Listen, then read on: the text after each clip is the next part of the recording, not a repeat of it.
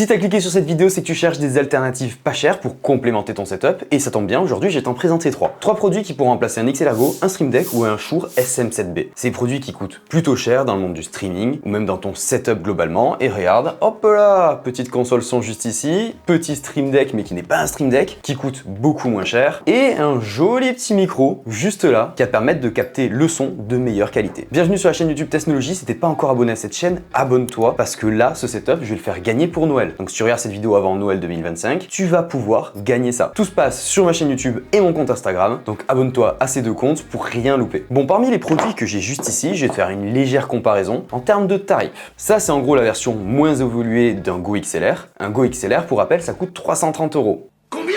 Ça coûte 40 balles. Ah, c'est bien, ouais, c'est bien ça, c'est bien. C'est vraiment pas cher par rapport à d'autres consoles qui te permettent d'enregistrer le son d'un micro en XLR, qui a des entrées mini jack, des sorties mini jack et que tu connectes directement en USB-C sur ton ordinateur. Le but de cette petite console son, c'est d'avoir chacune de tes sources, de les régler avec les potards, donc les petits trucs que tu montes et tu descends, et tu as des petits pads qui vont te permettre d'enregistrer ta voix, de modifier les fréquences de ta voix avec des effets. Attends, j'enlève le casque.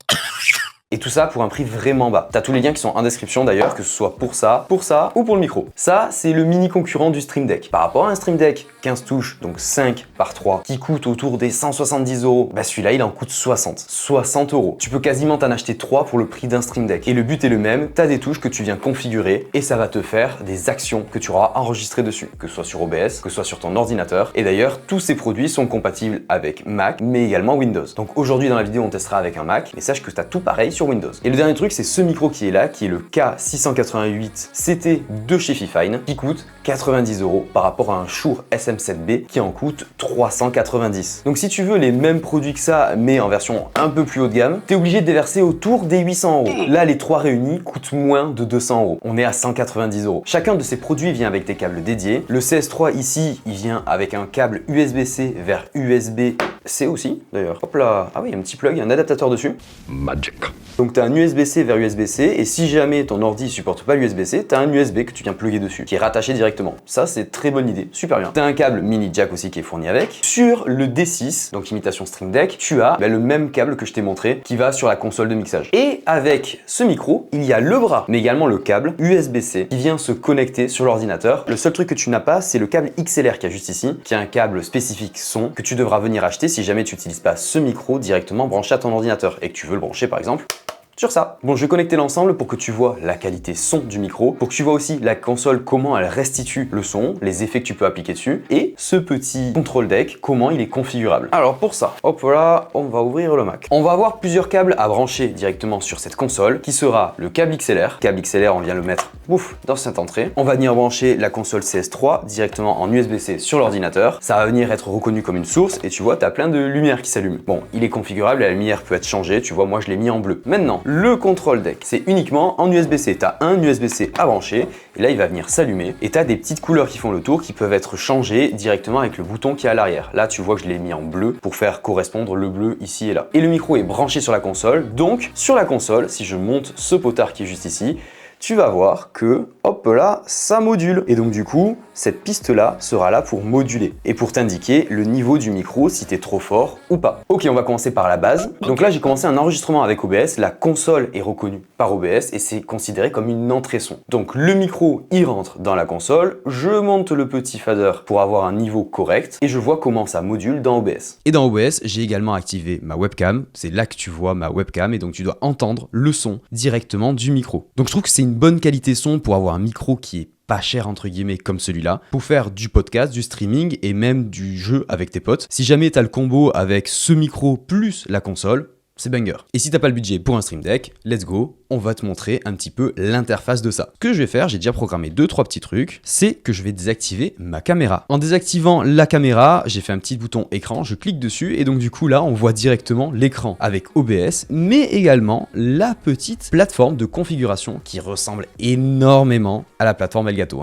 qu'on se le cache pas. Je la mets en full screen pour que tu vois, c'est très simple d'utilisation. Ce que tu vas avoir, c'est sur la partie droite plusieurs outils que tu vas pouvoir faire slider directement sur les touches. Donc là, par exemple au centre, et là, j'ai la touche qui s'est ajoutée. C'est très simple, tu fais clic droit pour le supprimer, Et si jamais tu as envie de lier des choses avec d'autres applications comme OBS par exemple, il y a un petit onglet OBS, tu cliques dessus et là par exemple on va mettre un mélangeur audio que je vais mettre en plein centre et là on va te demander de te connecter aux paramètres de serveur WebPocket. Je te montre où sont ces paramètres sur le petit bouton que j'ai sélectionné, tu mets voir les informations, c'est cette page qui va s'ouvrir. Donc sur cette page il y a l'IP du serveur, le port du serveur mais également le mot de passe utilisé par le serveur. Ça c'est OBS qui va te donner directement ces informations. Je te montre où c'est que ça se trouve. Quand tu repars sur OBS, tu as la fenêtre outils et cette fenêtre outils, elle va te permettre de voir les paramètres du serveur WebSocket. Tu cliques dessus, t'oublies pas d'activer le serveur WebPocket, il faut absolument que cette case elle soit cochée et tu cliques sur afficher les informations de connexion. Donc là les informations de connexion s'affichent, tu as du coup l'IP du serveur que tu vas pouvoir copier et rentrer dans les données de l'application, le port et également le mot de passe. Une fois que tu les as copiés, tu peux fermer les fenêtres, appuyer sur OK et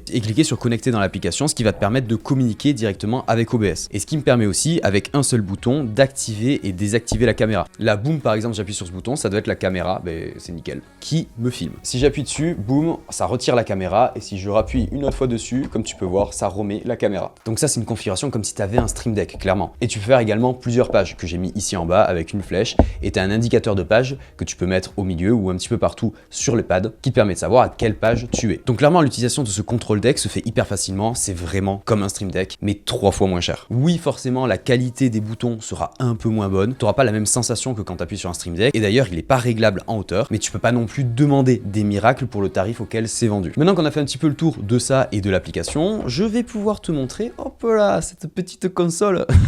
Cette console est très simple à utiliser. Tu as plusieurs boutons tout autour. Ces boutons sont pas compliqués à comprendre, tu as un 48 volts qui est une alimentation fantôme. En fonction des micros que tu utilises, tu vas devoir l'activer ou non. C'est la petite console qui va émettre une tension pour faire fonctionner le micro. Ce micro, il n'y en a pas besoin. Donc c'est pour ça qu'il est désactivé. Le bouton électrique, c'est tout simplement un autotune. Avec différents niveaux, il y en a 1, 2, 3, 4, 5, 6, il y a 12 niveaux. 12 niveaux d'autotune. Donc là, je vais le clencher. Et du coup, on m'appelle l'OVNI.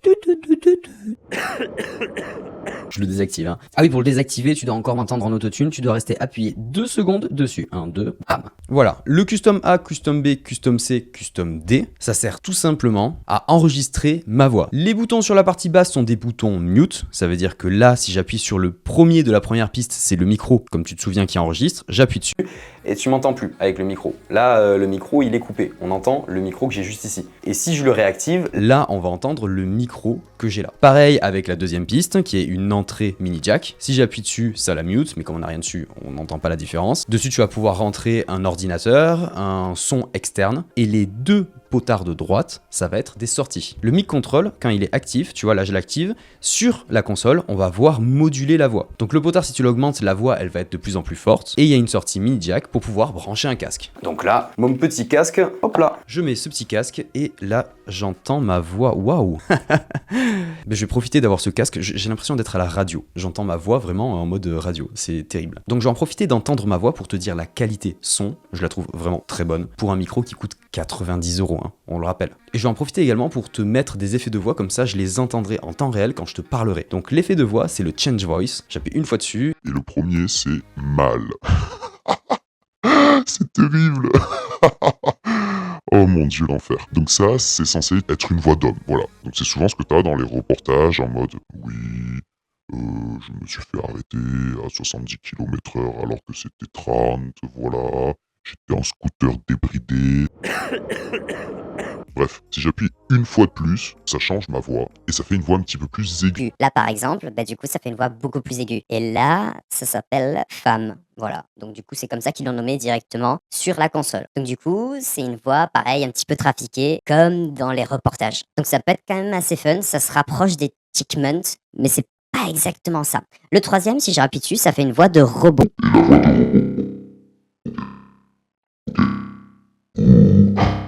Change. Oh putain, mais attends, Attends, vous êtes un Ok, je suis resté appuyé 2 secondes pour le désactiver pour t'expliquer ce que c'était le robot. Le robot, on comprend rien. On ne comprend absolument rien à ce qui est dit directement dessus. Donc je vais le réactiver, je vais passer en mode Monster. Donc Monster, Monster, on est comme ça, donc on est encore plus grave que du coup la voix mal. Après, il y a une voix de bébé juste après. la voix de bébé, voilà, ça se comprend beaucoup mieux. C'est plutôt fun.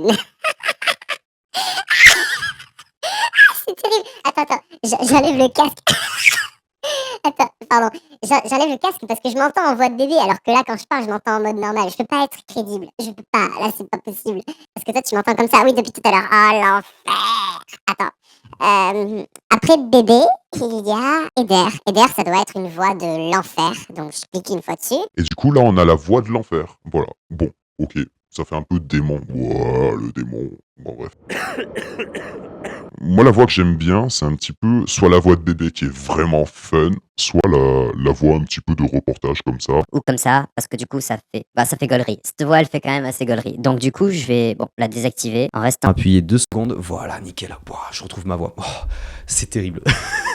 Bon, cet objet, il est quand même très fun. Genre les modifications de voix sont vraiment bien. Par contre, c'est dommage qu'on ne puisse pas avoir de software directement sur l'ordinateur pour pouvoir modifier ces paramètres. Donc les fréquences, les modifier, les changer. Et d'ailleurs, je m'enlève ce casque parce que du coup, j'entends ma voix en mode normal. Donc c'est dommage qu'on puisse pas modifier et changer les fréquences pour pouvoir avoir d'autres choses que les voix préenregistrées. Mais bon, ça coûte 40 €. Tu peux pas non plus demander le bout du monde en termes de configuration. Le dernier bouton qu'on n'a pas vu là-dessus, c'est le bouton avec la lumière. Donc ça, c'est pour pouvoir changer la lumière. Là, tu vois que tout est en bleu. Si j'appuie une fois dessus, ça passe un peu en turquoise.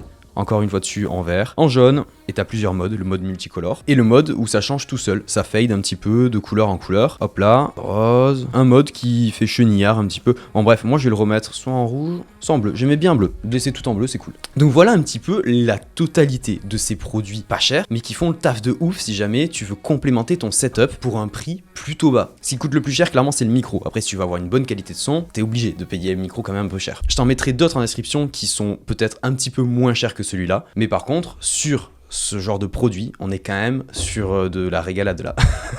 Vraiment, la console, elle m'a buté. Hein. Et même le Stream Deck, enfin, pas le Stream Deck, mais le Control Deck, donc le D6 de chez Fifine, il est quali, mine de rien. Tu peux configurer des choses dessus, c'est pas autant plug and play qu'un Stream Deck, ça c'est clair. La qualité des boutons n'est pas identique non plus, mais pour un prix plus bas, ça fait le taf de ouf. Clairement, ce qu'on voulait, c'était tester si c'était un bon rapport qualité-prix. Et la réponse à cette question, c'est oui, c'est un très bon rapport qualité-prix. Si t'as pas le budget de t'acheter des produits hyper chers, achète ça pour commencer et vois par la suite si jamais ça fonctionne pour t'acheter des produits un petit peu plus haut de gamme. Si jamais t'as des questions sur tout ce que je viens de tester, n'hésite pas à les noter dans les commentaires. Et comme je te l'ai dit en début de vidéo, ces produits sont à gagner pour Noël. Donc suis-moi sur YouTube et Instagram, t'auras des nouvelles pour savoir comment gagner ça. En attendant, j'espère que t'auras aimé la vidéo. Pose un petit like en dessous si c'est le cas et on se retrouve très vite pour une prochaine vidéo. Porte-toi bien, tchoubidouidou. Je ne peux pas vous la laisser. La vraie chanson est soumise au droit d'auteur, mais allez l'écouter, elle est vraiment top. Monster. Nani nani na. La voix de bébé.